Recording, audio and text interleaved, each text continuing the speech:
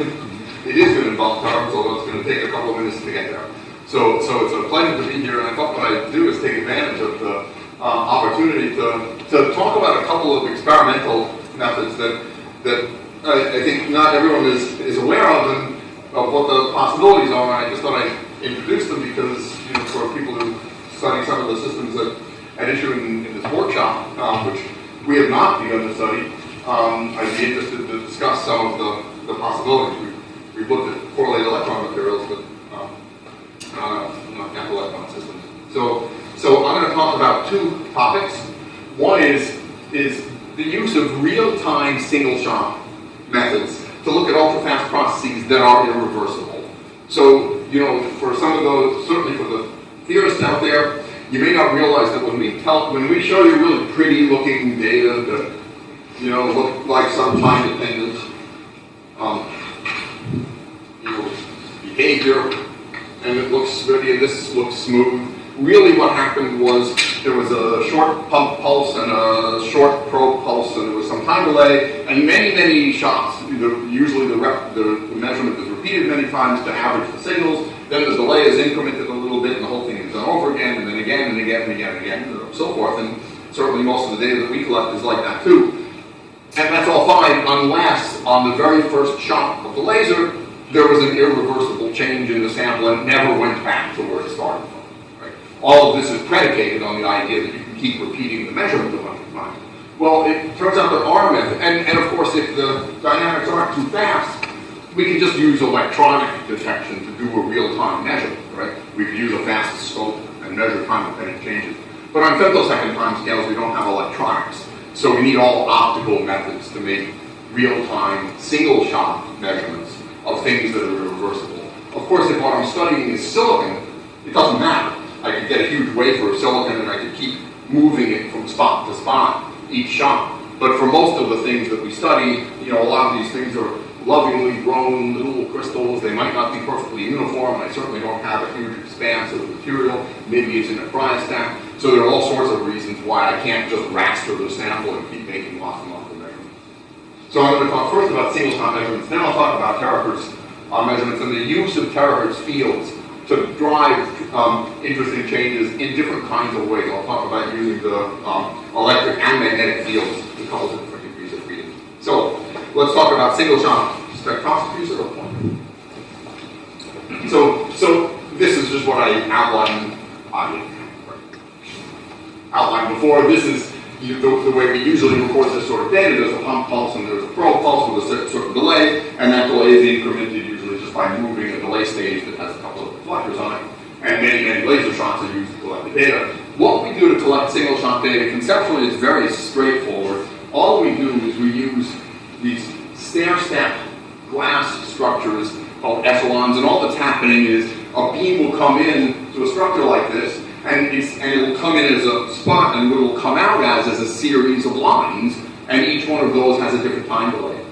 And then we'll do the same thing in the other dimension. So then each line is broken up into a bunch of little squares, and at the end, our incident beam is broken up. What we have are 20-step echelons.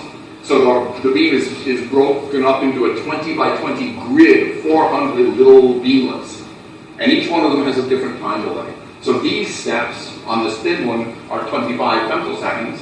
So 20 of them covers a whole, goes from 25 to 50, 75, 100, up to 500 femtoseconds. These steps are 500 femtoseconds. So the first thin part of this went from 0 to 500 femtoseconds. The next one to 500, from 500 femtoseconds to 1 picosecond, and so forth. So in our whole grid of points, we have the whole time domain covered from about 0 to 10 picoseconds. And it's all a single-shot measurement. All those beams come, so now there's one pump beam and 400 little probe beams coming in at different times, all at the same spot. And then after they focus at the same spot, they diverge and separate, and then they're projected onto a CCD camera. So each little, this CCD image, each little region shows a different time, and so all of our points on the time axis are now coming from these little spatially separated regions on the CCD camera. Okay, so it's pretty straightforward. And first demonstrated this looking at chemical reactions in organic crystals. So I don't want to go into the details of this. We looked at a dissociation of I3 minus, a simple triiodide ion, in various crystalline geometries. So, and in one shot, you could actually see a little bit of discoloration of the crystal. And what would happen is an iodine atom shoots off, and the I2 minus sits there or vibrates a little bit. But the interesting thing here is that because of the constraints of the crystal lattice, the iodine atoms are shooting off into free space. It's a very constrained environment. It comes off, comes back, recombined, and it happens here, and in this unit cell, and in this unit cell, and in this unit cell. But in these highly constraining lattices, the constraints are such that actually all of those motions are completely synchronized all the way back to the recombination. So you see this really sharp disappearance of signals. That's because in a very synchronized way, all the atoms are returning to their parent molecules and recombining them. So that's a little bit of chemistry. Here's an example from a system with a Files distortion, and what happens is this is a one-dimensional chain system consisting of mixed valence platinum chains. So I've written it as platinum 2, 4, 2, 4. Really, it's 3 minus delta and 3 plus delta. And 2 iodine ions prefer to be around the platinum 4, the more positively charged one. So you have you don't have the high symmetry state of broken symmetry where these aren't in the middle, in between the platinums. They're closer to one and closer to the next one and so forth. But when you photoexcite optically, it's a charge transfer transition that equalizes the charges. And suddenly the iodines shoot away. They don't want to be near this one, preferably when it's +3, and so is the neighbor over here and so forth. So you get very strong lattice vibration. And at low excitation intensity, that's all that happens. It happens in a few localized locations. But at high intensity, these things can find each other and interact with each other. And at very high intensity, you should reach the high symmetry state. Well, here's what happens as a function of pump fluence. So these oscillations, or just what I described, has been studied pretty extensively. But up at high fluence, we're above the damage threshold. The photoexcitation doesn't lead to short-term damage. It leads to short-term change in the structure. The damage happens way after these timescales, so we can make the single-shot measurement even though later on the sample cracks and doesn't have good optical quality in that spot anymore. And what you see is that at high intensity, the phonon signals go away, and the reason they do that is because once you are reaching that high symmetry state, it's no longer Raman active. Those displacements no longer change the refractive index of the material. So what's happening is we're gradually approaching the high symmetry state as we increase the excitation density. And you can see that as measured through these measurements. Here's another example. This is bismuth. It's also very well studied at moderate fluences. And what happens here is there's also a distortion away from a high symmetry phase that can be reached at high pressure. And what happens here too is at high fluence, again, we're above a damage threshold at these high fluences. But again, the damage happens slowly so that we can make the single shot measurement all in real time. And here we can directly uncover this hidden high symmetry phase. And it's the same signature in this case too. These very strong signals from optic phonons that are excited right there. In this case, it's not a charge transfer transition. It's a semi-matter, and what we're doing is we're just making electrons as holes. We're just making the larger power electrons. And that changes, of course, the lattice potential inside the unit cell, launching, again, phonon oscillations. And by the way, in both cases, these are happening through strong vibronic coupling. Those phonon oscillations are moving along the dimension, the coordinate of the distortion away from the high symmetry phase.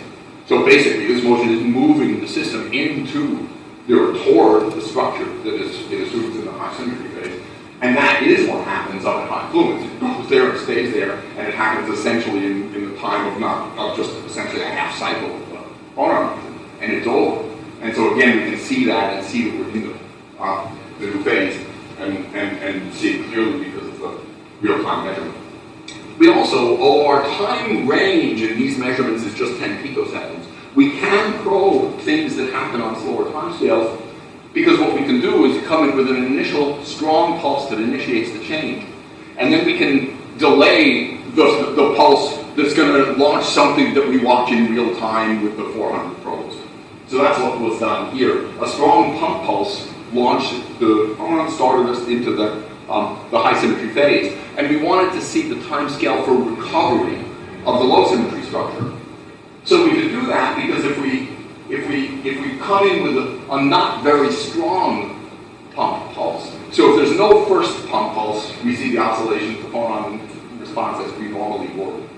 But if there's a pump pulse, and now the second weak pump comes, very shortly after that, you see that basically no phonon oscillations, but those start to recover on a sort of 10 and tens of picosecond time scale. And what that's saying is that the hot carriers we made are starting to relax back to low energies and starting to go back to where they came from. And on that time scale, we see the recovery into low symmetry state. And in that state, again, the lattice vibrations along this mode are Raman active as the motion changes the refractive index. So in this single shot, these are reflectivity measurement. You can see it again. And finally, yesterday, Rick talked at some length about this set of LCMO experiments. I won't review the whole thing, but it is this really interesting case where we can go from insulator to metal, and it won't go back until it's heated up and then cooled again.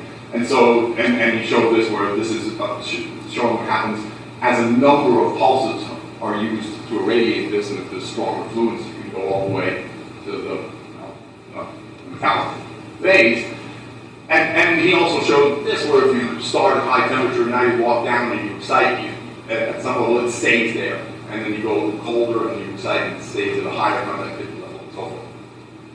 And this is terahertz conductivity. So just the way that measurement is made is, we come in with a basically single cycle terahertz pulse, and you can see that there's a change depending on which phase we're in, and we can look at the field and look at the terahertz conductivity, the real imaginary parts, by looking at that changed field. So what we did is we looked at single shot optical reflectivity, because the single shot measurements were in the optical region. And so what you can see is that even in the single shot, slides here. Well, I can describe it. What you can see is in each shot, that successive shots, you see a very fast change. And what it says is that the change that we see, this change in optical reflectivity, happens very fast, right, on sub-picosecond time scales. Everything about it indicates that there's a non-thermal, photo-induced change that's occurring. Now, very recently, we've actually been doing single-shot terahertz frequency measurements, and it's the same measurements really, except so here's our single-cycle terahertz field, and the way that's measured is it induces birefringence in a crystal, and an optical pulse is used and variably delayed to map out the time-dependent field, which is just proportional to the time-dependent birefringence called electro-optic sampling. But we can do this as a single-shot measurement. So we have the same set of echelons, but now what they're doing is the optical pulse that they're splitting up is the one that reads out the terahertz field. So now we can make those terahertz reflectivity measurements on a single shot basis and see, okay, did that change of reflectivity happen right away? Did it happen slower? And so forth. So, and we're just really fully figuring this out. There certainly is an initial change, but we also see long time dynamics that at least partially are due to thermal effects of the optical excitation. So I don't have a complete story to tell you when LCMO yet. We've done single-shot terahertz measurements, but the fact that we can make that measurement in real time means that now we can look at these terahertz conductivity responses, even again in an irreversible case as a function of time. I should be a little bit careful. What we're really doing is we're characterizing that terahertz field in a single-shot measurement, so we're looking at the time-dependent field. But if I say, well, what's the information content we extracted from that? Really what we did is we extracted the conductivity over that time period of the field. So in some sense, we didn't make a complete measurement of the time-dependent terahertz conductivity all in a single shot. But making this measurement as we did allow us to then vary the time at which we made that measurement over quite a wide range. So we are able to access it and with at least a very limited number of shots, that's few enough shots that we can move from spot to spot on the sample. Okay, so I just wanted to introduce those single shot experiments and illustrate some of their capabilities, because I just think that there's a tremendous amount of promise in looking at systems which may seem daunting, right, when you look at a new system and discover that there's irreversibility, which is either a showstopper or at least an impediment in a lot of measurements. Well, in fact, at least in a good number of cases, it doesn't need to be complete frustration to making time-domain measurements of those properties. Okay, and now I want to move to terahertz experiments. So what I want to really do is illustrate why we do them and give you a couple of examples. Right? So basically we use terahertz fields to drive different kinds of degrees of freedom. In some cases it's lattice vibrations. In some cases it's dipoles. We rotate molecules, or if it's optic phonons and polar elements, we can drive those. And in many cases it's driving the electrons, and Rick illustrated this a little bit yesterday. I'll talk a little bit more. He already introduced some of that work with vanadium dioxide, insulator metal phase transition. And I won't talk about this, but all sorts of, in some cases, very highly nonlinear responses can be driven this way. This is certainly one of them. Here's another. You can see luminescence. You can see visible light emission from various materials. This is quantum dots in one of these field enhancement structures. You can see in room, or even in a dimly room, terahertz light comes in and optical light comes out. And in fact, you can see enormous quantum Stark effects and things like this, where the absorption spectrum is moving by the better part of an EV, just an enormous change. And finally, we can use the magnetic part of the field to drive magnons, and I'll illustrate that shortly. So I won't go into great detail about how we generate strong terahertz fields. We use lithium niobate nonlinear crystals to do it. Optical pulses come in. Really, they're driving phonon polaritons. They're driving lattice vibrations, which are polar, and they radiate, and that's our terahertz field. And you can actually image these things. You can see the terahertz waves that are driven. That's what this is. So this is that 3 by 6 millimeter piece of lithium niobate. It's very macroscopic, and we've come in with a cylindrically focused line of light. And it's a little bit like if I made acoustic waves that did this in an enclosure, except those are moving at light speeds, not at sound speeds. And you can see it because the terahertz field, it's an electro-optic crystal. It changes the refractive index of the material. So you can optically image the field this way. And the way we drive large fields is by a succession of optical fields that comes in one after the other, making it bigger and bigger and bigger and bigger and bigger. There are all sorts of field manipulations that are possible too.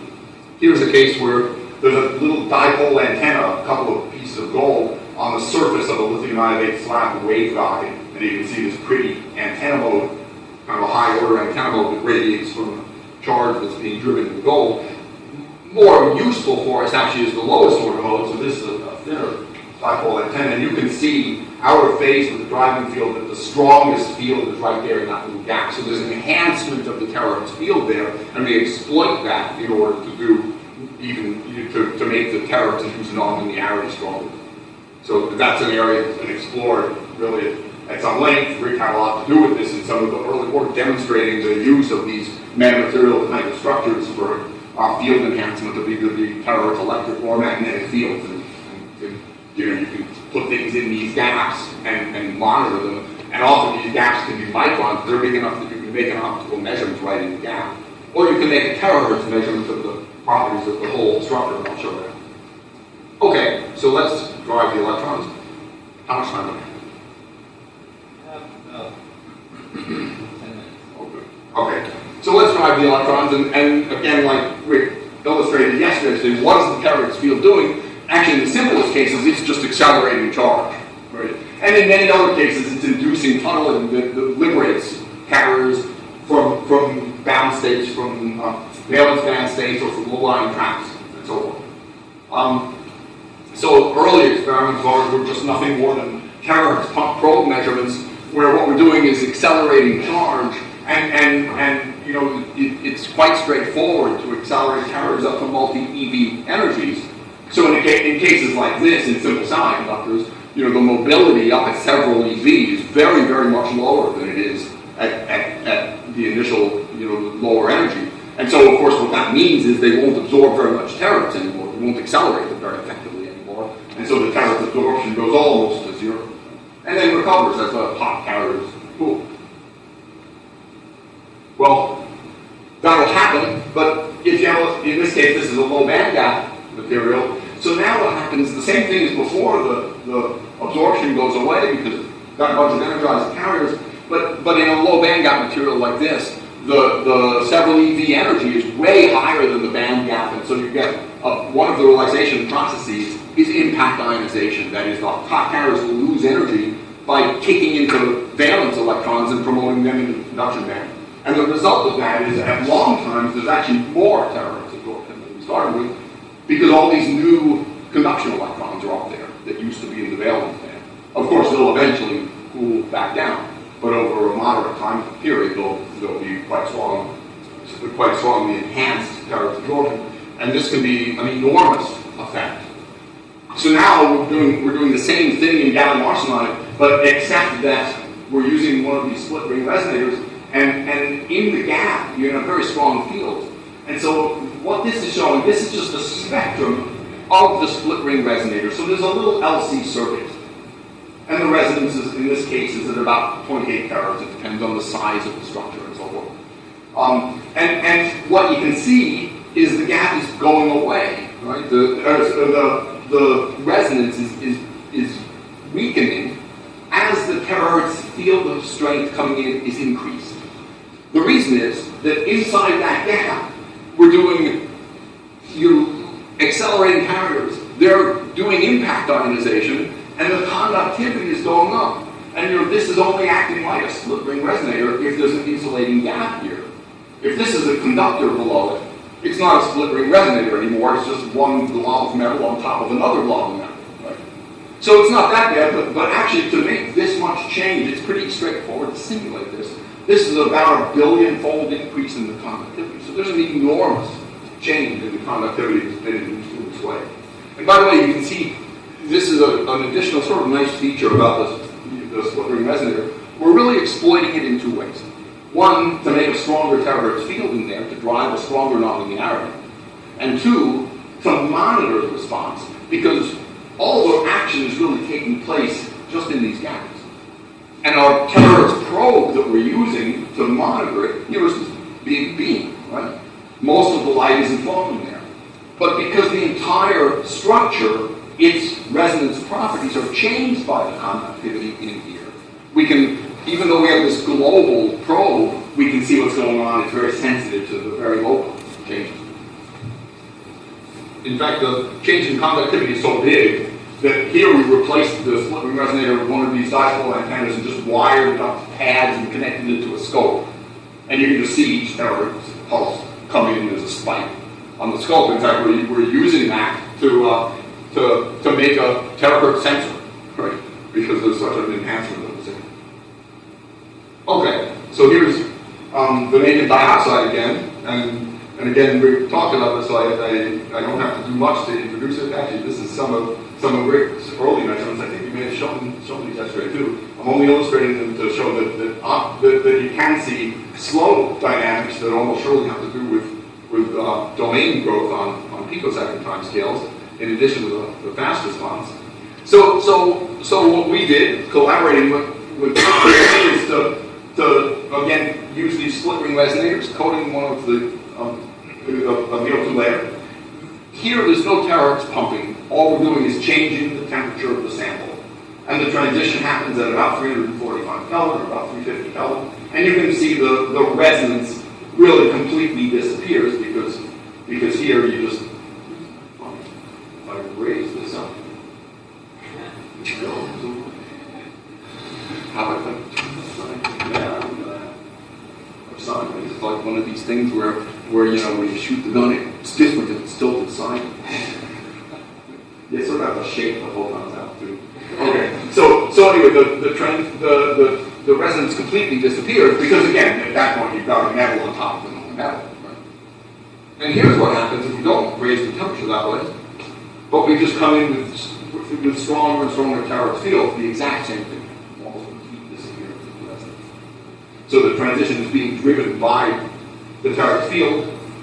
And we can look at the dynamics of it, and it happens on picosecond time scales, maybe just a tiny bit slower than the terahertz field itself, which is lengthened inside that gap by a little bit. So this told us that the conductivity change happens very fast, and we modeled this in a very simple way. Certainly doesn't include the electron-phonon dynamics that we heard about in theory yesterday.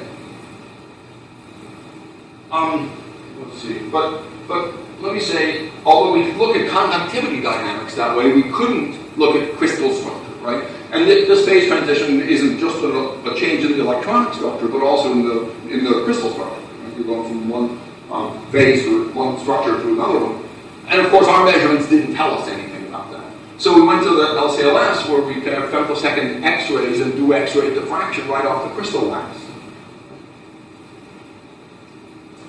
So here we used, it's not split ring resonators, we used a series of lines, and that's just because it's friendlier to X-rays, then we could bring them in at the diffraction, the angle, and look at the rocking curve, and so forth. So these are the rocking curves for the two phases, no terahertz pumping yet, this is just looking at the two rocking curves. This is the dynamics. So terahertz pulse comes in, and then there's time-dependent diffraction, and you can see the diminishment of one phase and the growth of the other following the pumping, and you can see that here, unlike in the conductivity measurements, we see that it happens on a much slower time scale. There's also an interesting lag at the beginning, and some modeling has indicated that what's happening is our terahertz field is driving an initial response, but not really in the direction of the rutile phase, that starts up after a few picoseconds, and that's why there's a bit of a lag before things get rolling. And we see a change in the spots that we're looking at. So this effort actually was led by one of your local folks, Alex, who managed to rope all these people into some kind of coordinated effort. It wasn't easy. And so the point is, with a tool like femtosecond X-ray diffraction, now we can really get access to the lattice degrees of freedom and make measurements of those independent of the measurements of electronic responses. Okay, I just want to finish. You have a couple minutes? Yeah. I just want to finish by saying, let's not forget that the terahertz field has a magnetic component as well. So there have been demonstrations of terahertz-induced free induction decays driving spin, driving magnons. Right? But those are linear first-order measurements. Right? The terahertz field comes in and drives an oscillating response, just like we'll do, let's say, with a lattice vibration or other kinds of resonant responses. But what we did is looked at magnons. This is in YFO. This. There are two magnon modes in this, the ferromagnetic and antiferromagnetic modes. It depends on the relative phases of the two spin sublattices. And what I want to show is this is the response to a single field. And this is 2D spectra. So this is now we have one pulse and another pulse and a variable delay between them.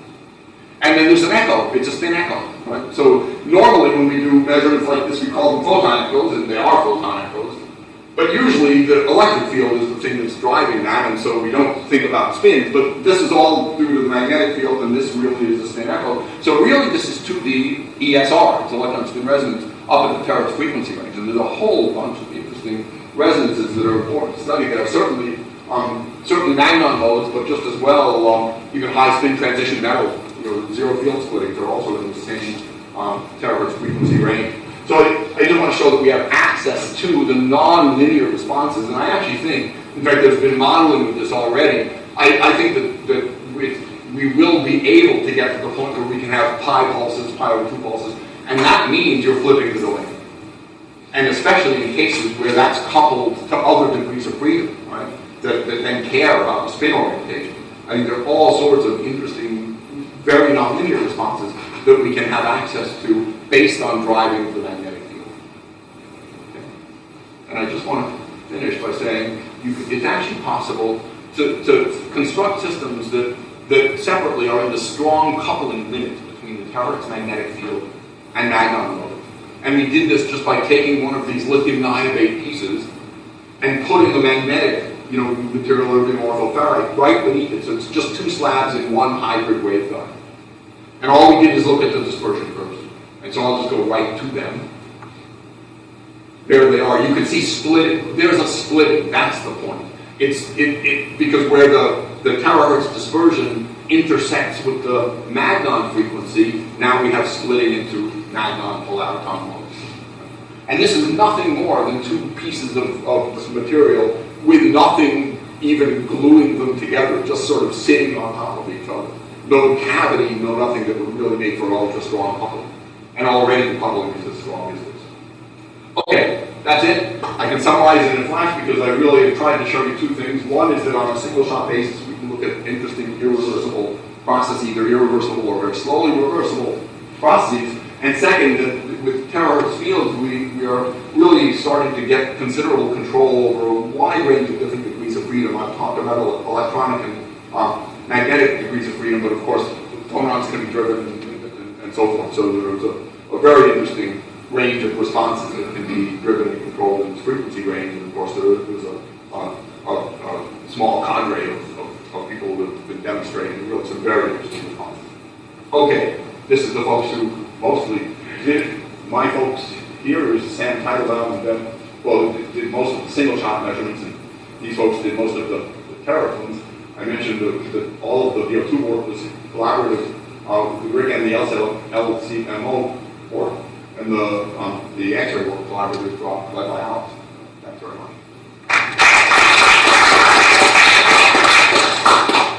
Thank you, Keith. All right, open for questions. Hi. Thank you for that talk. I was wondering, first of all, you thought with this organic system when you introduced the damage. So what is actually the damage and why is it slower than the response used? So here's what happened. So you're talking about this triiodide reaction? Right. Yeah. But the platinum. Yeah. So the damage, it's probably thermal stuff. So, and that's why it's slow. Or that's probably why it's slow. So the damage really just looks like a deterioration of optical quality. Right? It's just basically mechanical. Basically, you drive such a large quantum that. No, I don't think it's that. I actually think it's thermal. I think everything thermalizes and then that leads to cracking. Yeah. I can't say I really know that, to tell you the truth, but that's my best guess. Okay, Rick. Margaret, you were talking about the simulated animation. You're going to get pulses that are large enough to be able to move the beams. What sort of things do you think that? Here's why I think we can do that. It's because really field strength probably isn't the best variable, and it's this. So when I talk to my ESR colleagues, right, I'm a physical chemist in principle, right, so I have colleagues who do ESR. And none of them do it like this. And they laugh at the way that we do it. Because, they talk about pulse area, right? I've got a bunch of cycles, right? And I'm gradually moving, flipping over the line, right? And so first of all, in some sense, we're doing this in the stupidest possible way. First of all, a single cycle is crazy, right? We should have more. The dephasing is not that fast. We should keep driving. But the other thing that they do, especially if they're trying to do ESR at fairly high frequencies, is the sample is in a resonance cavity, right? So everything that they routinely exploit to effectively drive spins, and of course they aren't usually working at terahertz, so they have a nice signal generator, but they work it actually at high enough frequencies that they do have to work at that. Really what they have is 50 gigahertz signal generators and then harmonic generation after that. So even they do care about power and so forth. So yeah, they use multiple cycles. They have resonance cavities, and they're just much better at this. So we're actually starting to collaborate with them to put this together in a sensible way. Okay. Did you say anything about the metal transition in VO2 terahertz versus all the experiments that have been done that have been driving optically?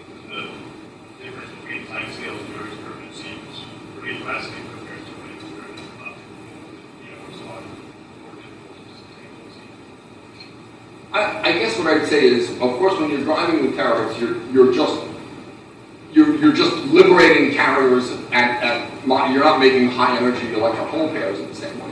Right? So there aren't quite the same sequence of relaxation processes that are kind of convoluted in the response that's optical. Still, even in the optical case, right? I mean, Rick, you did a bunch of those experiments, right? There is a fast component, right? So it's not like nothing happens fast, but to be sure, there are relaxation dynamics that I think we're not that sensitive to. Any other questions? All right, let's thank our speaker again.